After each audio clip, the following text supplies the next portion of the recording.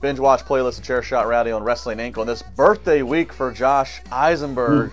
Send him your love at Josh Eisenberg 4. And of course, he does have his Amazon wish list, just like all the working girls do. So whatever he wants, you can purchase it for him. Josh coming back to Pittsburgh for Extreme Rules. Extreme Rules hosting Extreme Rules here. Again, we said it earlier, a lack of extreme to it.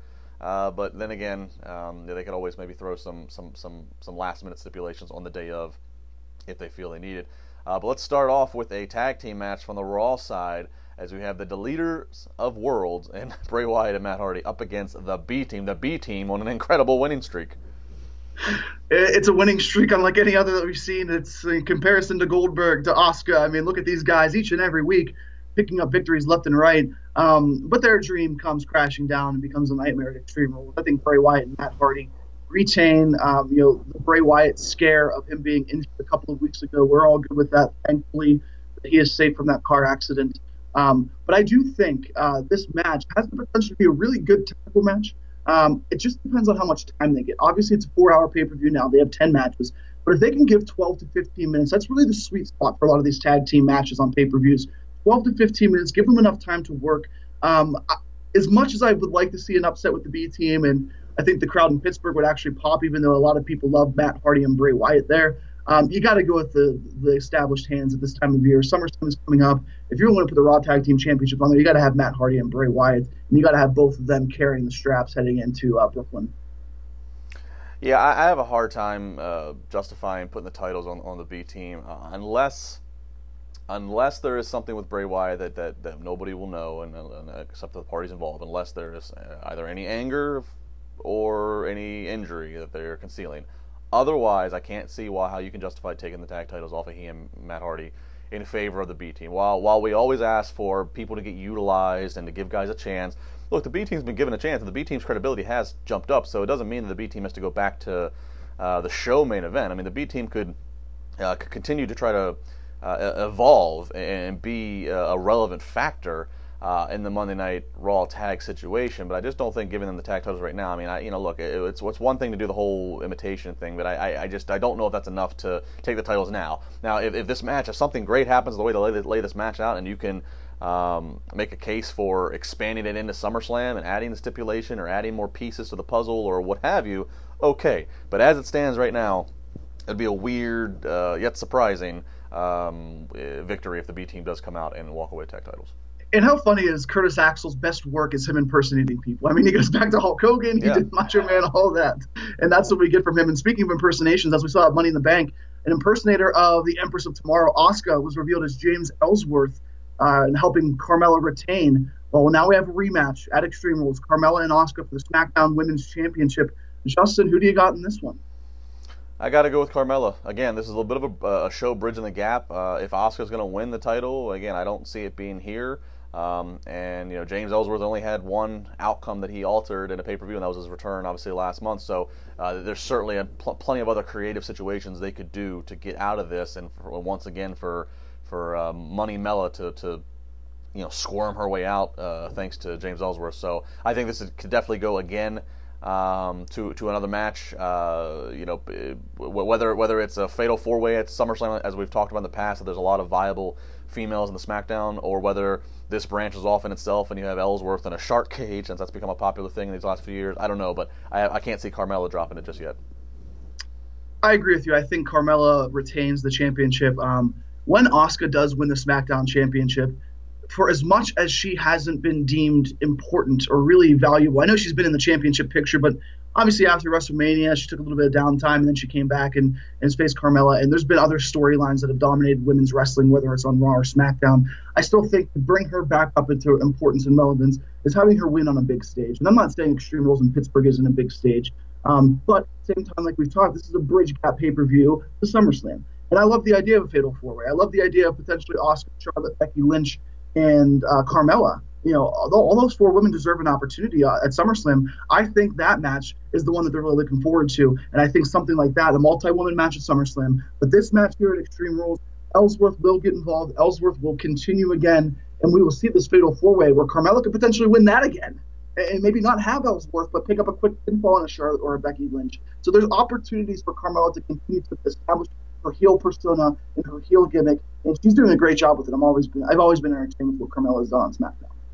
And of course, things like this are what you want to think about playing WrestleRumble.com, as you can make predictions and win money. Who do you think is going to win, and over/under on match times. A lot of fun. One thing that's going to be fun to answer some questions about is the steel cage match on this show. One of the more entertaining things going on the lengthy Monday Night Raws here in the middle of summer. That's of course Kevin Owens having to keep away from Braun Strowman. Josh, I mean, Braun, he's got the briefcase. Momentum's behind him. You got to think this is just a platform to show another ridiculous Braun spot. Obviously, a breaking of a cage. He rips the cage from the rafter. I don't know, but I don't see a Kevin Owens victory here. Do you? No, I don't see a Kevin Owens victory here. Good for Kevin Owens, though, to be honest with you, because whenever Kevin Owens was going into WrestleMania, he had this feud that was kind of overlooked, really. Him and Sami Zayn were doing great things, but it was more on Daniel Bryan's return. Him and Shane did great things, and now you're being put with a guy who is not difficult to have a feud with, because Braun is unique and different, but it's also always going to be difficult for him to look strong, to look important. The prize fighter Kevin Owens is no longer in WWE. He's not the guy that wants to brawl with everybody when he did that when he first came, and I understand the transition, the evolution of his character, because you want him to be that dastardly heel, but also the guy who sneaks his way out and becomes cowardly when he needs to be.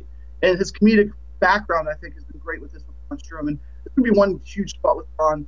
I don't think the match, by any stretch of the imagination, ends the card. We can talk about that, in this segment or next segment on what should end the pay-per-view. But I think hands down, Braun Strowman wins this, and it's going to be maybe an 8-10 minute match, nothing crazy, but like you said, one big spot that people will be talking about the next day. Well, I could see this next match ending the show if they want to give a big enough finale, and that is, of course, 30 minutes of an Iron Man match. Seth Rollins, Dolph Ziggler, Intercontinental title on the line. And, 30-minute Iron Man match, we've seen, usually when you have an Iron Man match, usually that is what ends the show.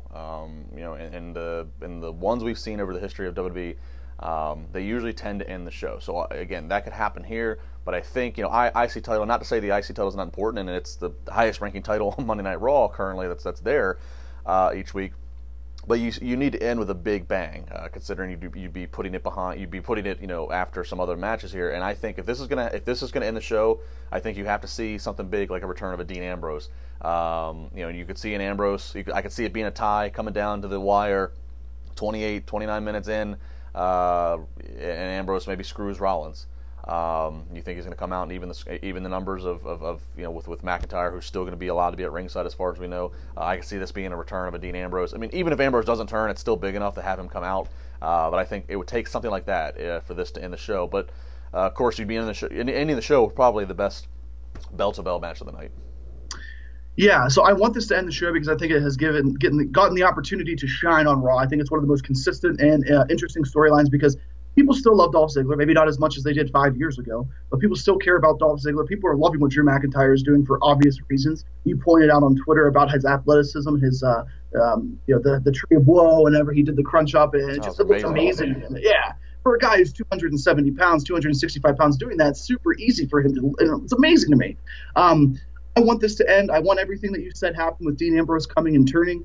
I think that is the best way to do two things. To have Dolph Ziggler still kind of be, a focal point of the Intercontinental Championship. Obviously, he's the champion, so him and McIntyre can focus on their next victim. And also have Seth Rollins and Dean Ambrose. A Dean Ambrose that's different. We haven't had a heel Dean Ambrose 100%. So as much as we've seen Ambrose and Rollins feud over the years, and as much as we've seen them together, the best, I think, is yet to come with Dean Ambrose returning. So I'm excited to see what happens in this match. I think it has earned the right to end Extreme Rules, but at the same time, is it going to get as much credit as it would, since it's a 4-hour show? Some of these main events, the crowd's dying. Would this be better on the beginning of the card? Maybe not the Ambrose return, but would this be better to get everybody going for 30 minutes?